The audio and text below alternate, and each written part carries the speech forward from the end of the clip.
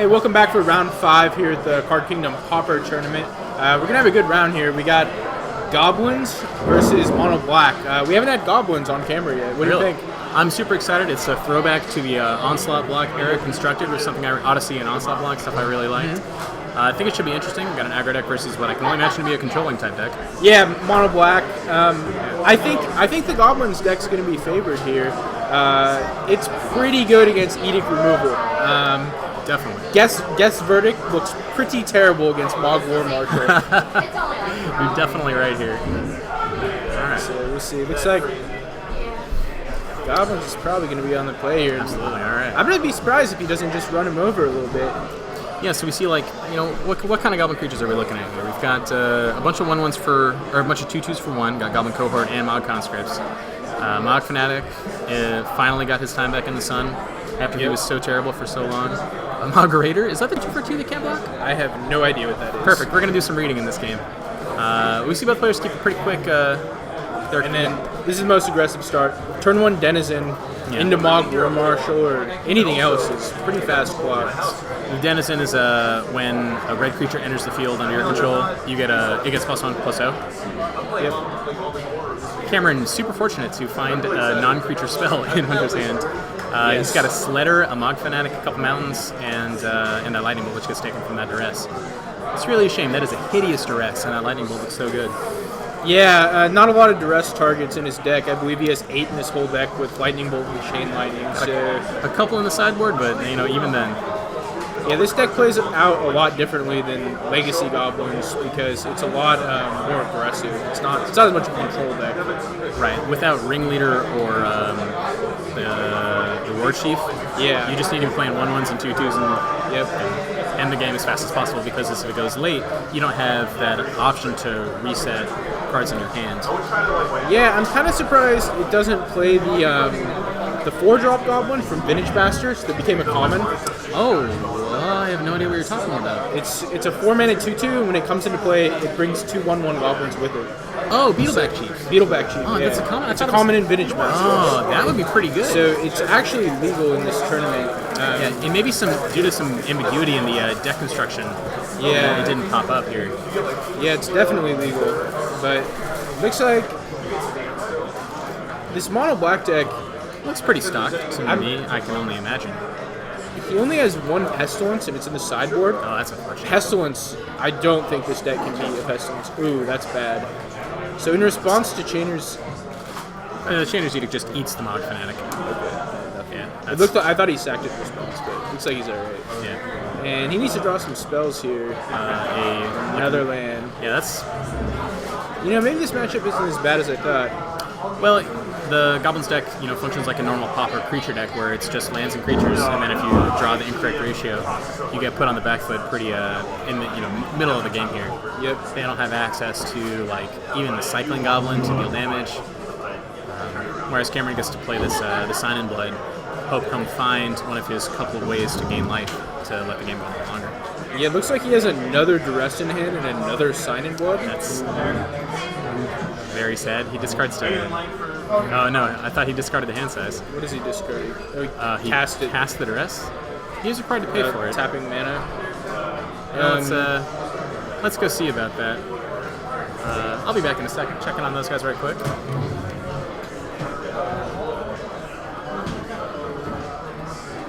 Yeah, we're just going to check in this match. Not sure what's going on here. Oh, did he not cast it last turn out of his hand? Welcome back to the booth. It's Jordan Isaac alongside Rob Lindsay. Okay, it looks like there was a miscommunication down in the field. Cameron was thinking about casting it, and then remembered that there was only mountains. Yeah. Interesting. And then why is it in his graveyard? I don't know. Well, they appear to be cool with what's happening down in the field. Yeah, I think they're probably fine. I'll just leave it. So the Goblins deck's kind of flooding out here. Yeah. But the Mono Black deck's not really doing anything to take control.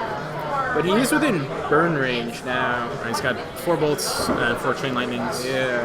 I think the best draw here is probably Mog War Marshal. That's got to be pretty close to lethal. Hunter's only playing 16 lands.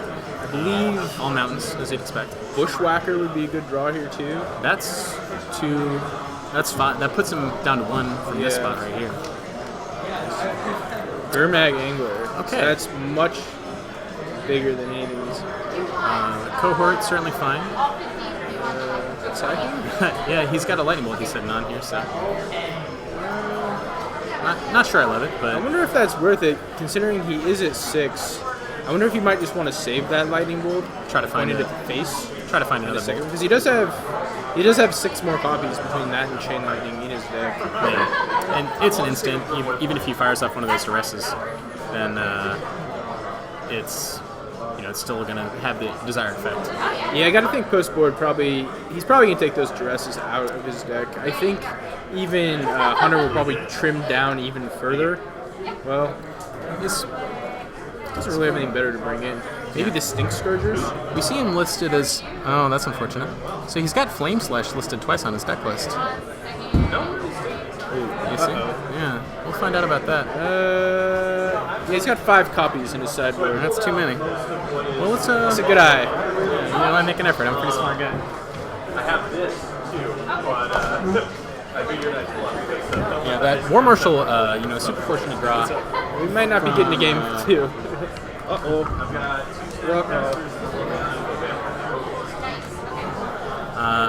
Although this War Marshal might be enough to take the game to the second here. Yeah, I mean, that was one of the best draws in his deck. Yeah. War Marshal's I think it powerful might be card. one of the best cards in this deck. Yeah, it probably is. Even something like... Oh, no, Sparksmith wouldn't do it. Sparksmith only goes to creatures, doesn't go to the face. Yeah, so what are some of these high-level goblins we're looking at? We haven't seen Sparksmith just yet. Actually, don't have the Gentleman's deck list anymore. Gray Merchant. That's not very good. That's hardly sporting. Yeah, it's an issue for the Goblin deck. He Yeah. just does not have a lot of ways to get through it. That's the mod conscripts. I think it's the Tempest version of Goblin Cohort. Okay. Must have cast a summon spell in order to attack with it any turn. That's my recollection at least. Hunter's trying to decide if this attack makes sense for him. He likes it. Kind of opens him up to like a Crypt Rats or Yeah, I'm not. He or does Pestilence, play but- Crypt Rats, or he does play Crypt Rats. So yeah, this mono black deck seems pretty well set up. Is he not gonna get the second token. Got his Wild War Marshal trigger. looks Interesting. like.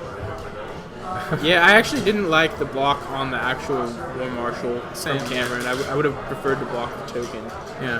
But I guess if he's gonna forget the trigger, Did much Cameron better use play. like what I see what I think is an additional Victim of Night in the graveyard right now? Do you think he could have cast that? Did he have enough mana? It feels like he has 6 lands.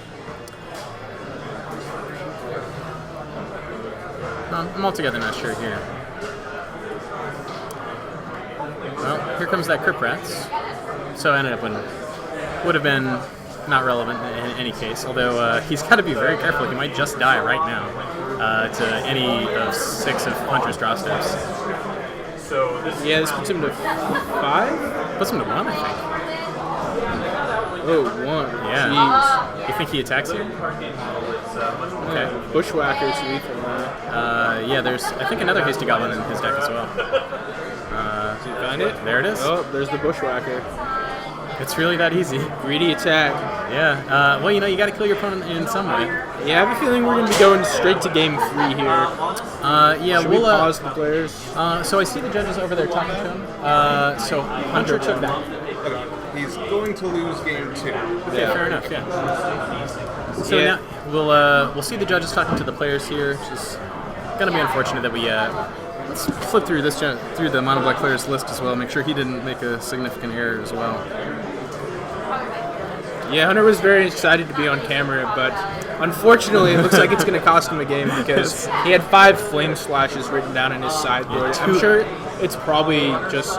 Yeah, just a typographical error. Yeah, I think he still had 15 cards. Probably one of the flame slashes should just be something else that's a 2 or 3 of his deck. Yeah, we saw an entry for 3 flame slash, 2 flame slash.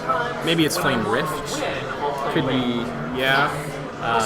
Could be Firebolt. Firebolt actually seems pretty reasonable. Yeah, Fire Blast could even be. That card's legal? Yeah. Common? What the? What?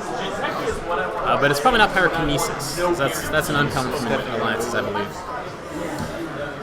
So it looks like we're going straight to game 3, but luckily Hunter gets to be on the play again. That's very fortunate for him, actually. Yeah. So Well, okay. He's just skipping straight to the business. I think he's probably pretty far behind against this mono black deck on the draw post board. Yeah. Yeah, so we see a couple Tendrils of Corruptions, Choking Sands. Yeah, I don't think those probably come in. I think the Tendrils do. I don't think Choking Sands does. That deals a damage to each creature when... Isn't Choking Sands destroy a non-swamp for 3 mana? And if it's a non-basic, it does 2 damage? I think it's basically Molten Ring. It's black Molten Ring. Well... Well, okay. What is it? That was a Smash to Smithereens. Yeah, unfortunate mistake for Hunter there. Make sure to check the deck list twice, folks. That's important. Choking Sands.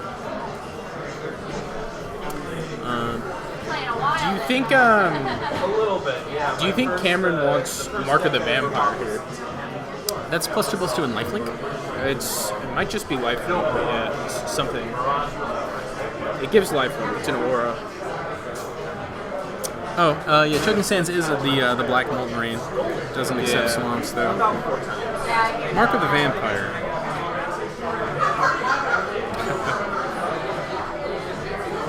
I definitely think he wants the other Crypt. He has another Crypt Rat, bringing him up to 3 Crypt Rats and a Pestilence, which all seem fairly unbeatable for Hunter. Any of those cards seem not particularly beatable. Yeah, I think if Cameron can summon a relatively early creature with 2 toughness, then that locks Hunter into only being able to have like Mod Conscripts and Goblin Cohort, which are like without a creature just around him, pretty bad.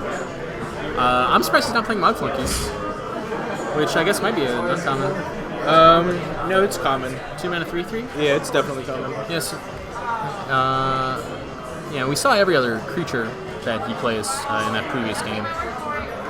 Mark of the Vampire does get +2/+2 and lifelink, and I definitely like it in this game. You like it? Yeah, you stick it on a 4/4, and he really can't kill it without 2 for 1 himself. I mean, a 2/2. You stick it on a 2/2. Yeah, he plays a Rager or a Chittering Rats. Yeah, it's just... And that's pretty good. Even on the Kumbaya witches, which well, that's pretty good. they have. Ping a guy down, gain a life, and block. Yeah. Oh no, I'm thinking of Serendib Queen, or Sorcerer Queen. What does Combat Witches do? So it's a 1/3 for black. And it's a pinger. Yeah. But when you ping something, they get to ping something too. Oh my goodness, you get to gain 2 life from that ability. Yeah. That's fantastic. You just gain 1. So I think they're dealing the damage. Or I don't know. It would depend how it read if you gain the 2nd life. How on earth do you spell this card? Oh my word, what is this card? Yeah, it's an oldie but a goodie. Oh yes, okay. Yeah, it's the I'm gonna have to look that one up on Gatherer. Yeah, that card's very strong here also. It's probably one of his best cards. It does die to the Lightning Bolt and Chain Yeah, but it's a 2 mana 1/3. I think you like that. Yeah, yeah. It's just free value to have One of your best cards. Yeah, the Combat Witches deals both of the damages. The opponent chooses the targets. Gain 2 life on Mark of the Vampire. Yeah, that's pretty slick.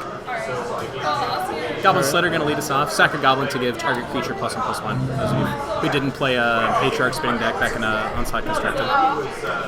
He's getting a push. That's Sparksmith. Sparksmith. Looks like he's got a Bushwhacker in hand, so Yeah. it might be setting up for a big turn here. Yeah. He's just gonna get to kill whatever creature that Cameron could summon this turn. It's that Wrench Mind. Okay. Interesting. I'm surprised he brought in Wrench Mind here. I'm not sure I want Wrench Mind against the nearly all 1-drop Goblin deck.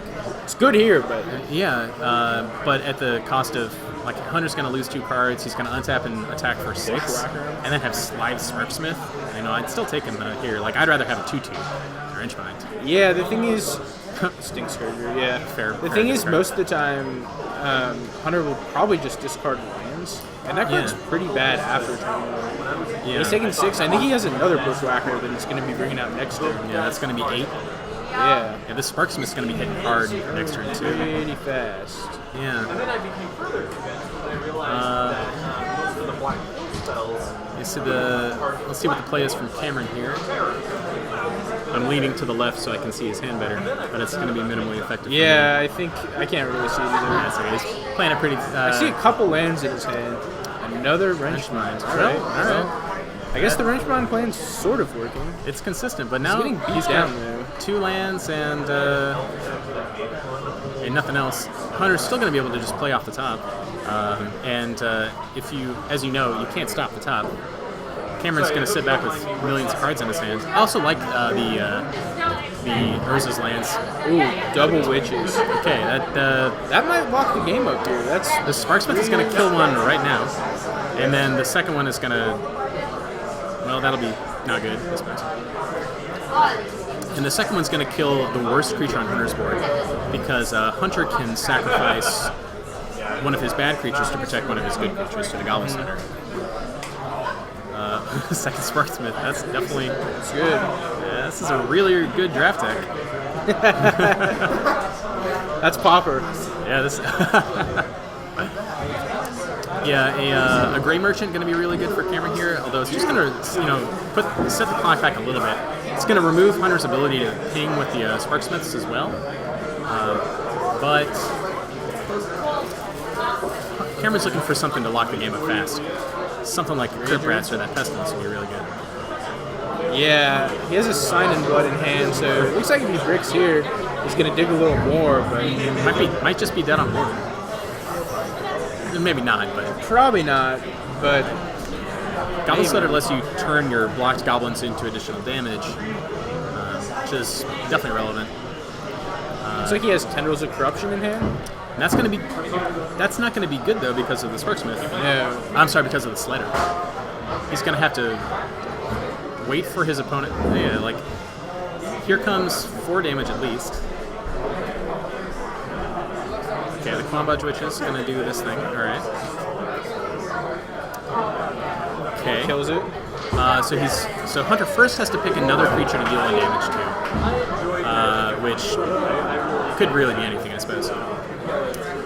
It's only creatures though. Can he ping his opponent? With Kumbhag's Wish? Yeah. Yes. This is going to be a really interesting play then. Kill that. Okay, so it ends up losing one of his Sparksmiths. That's certainly fine. The second Sparksmith is a little extraneous here. Let's see what he drew for the turn. Yeah. It's cohorts, or it's the conscripts. Here's an additional 2 damage. This Goblin deck's pretty sweet. Definitely, it plays a lot of terrible cards. Hey, That's just fine though. It doesn't matter. now Pestilence off the top. Less than ideal actually because of the Slider. Okay. Saves them all. Yeah. What he's looking for is a Gray Merchant. This Chittering Ratch is kind of embarrassing. It's just going to He's get got it. a bunch of cards in hand that lose him life. Looks like he has Double Rager, Tendrils of Corruption, and Chittering Rats, which is basically a vanilla 2/2 at this point. Yeah, not looking for a Gray Ogre. Not looking to lose additional life. He's going to cast the Tendrils and hope Hunter doesn't know how to play. Which is safe, I suppose, but yeah. Yep, figured it out. Yeah, that's right. So now Hunter needs a creature or a spell. Yep, that one counts. 4 damage coming in. And there it is. All right. So even though we found the logistical error on Hunter's deck list during this match, he still Didn't takes the matter. match 2 to 1 with an asterisk. Yeah. We'll take it back to. Yeah, the Goblin's deck looks really powerful there. Yeah, definitely well set up against this deck that causes itself to lose life. It looked like Cameron didn't respect the, that burst potential from the red deck here. Yeah, I would say that's definitely not the way I would have sideboarded against the Goblin deck. I would have not brought in Wrench Mine. I actually can kind of see the thinking here. When he's got 8 creatures that you have to play a creature in order to attack with them, it does kind of hamstring his ability to sit on extra creatures. Yeah. But we never saw Hunter even wanting to do that. He was just, can play creature, question mark? If so, creature. There it is. Yeah, exactly. He just empties his hand so fast. Yeah. But so we're gonna head on back to the booth right quick. Try and find different match. The second match that we can put on here. We've got about half an hour left on the clock. I think we should be able to find something pretty interesting. Yeah. So we're. Yeah, what if we look go around. down? We'll go down Yeah. for a couple of minutes, and then we'll meet you back here. All right, sounds good. All right. Thanks so much.